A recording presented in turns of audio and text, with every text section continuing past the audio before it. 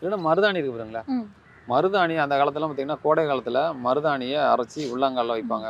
இப்போ எல்லாமே மெஹந்தி அந்த மாதிரி கலாச்சாரம் வந்துட்டு மருதாணி உங்களை அரைச்சி உள்ளங்காலில் வைக்கணும், இல்லைன்னா கையிலலாம் வைப்பாங்க.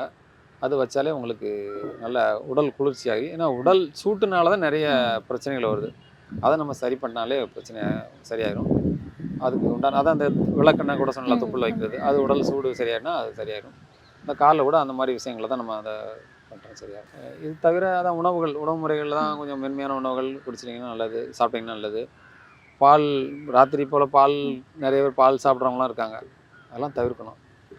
தவிர்த்தா ம். தான் அவங்களுக்கு அந்த தூக்கம் இன்மை அந்த பிரச்சனைகள் சரியாகும்.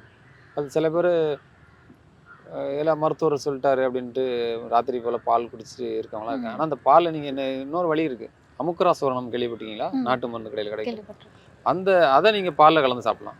இந்த பால் எதுக்காக சேர்க்கணும்னா, இந்த மருந்துகள் சாப்பிட்றதுக்காக ம். அந்த அதாவது அனுபானம்னு சொல்லுவாங்க. ம். இந்த இதுக்கு இதை தான் சேர்க்கணும். சில இதை தண்ணியில் கலந்து குடிக்க சொல்லுவாங்க, சூடான தண்ணியில் குடிக்க சொல்லுவாங்க, தேனில் கலந்து சாப்பிட சொல்லுவாங்க, நெய்யில் கலந்து சாப்பிட சொல்லுவாங்க. அதே மாதிரி இதை நீங்கள் இந்த மாதிரி பாலில் கலந்து சாப்பிட்லாம். அதுக்கு வேணால் பால் பயன்படுத்திக்கலாம்.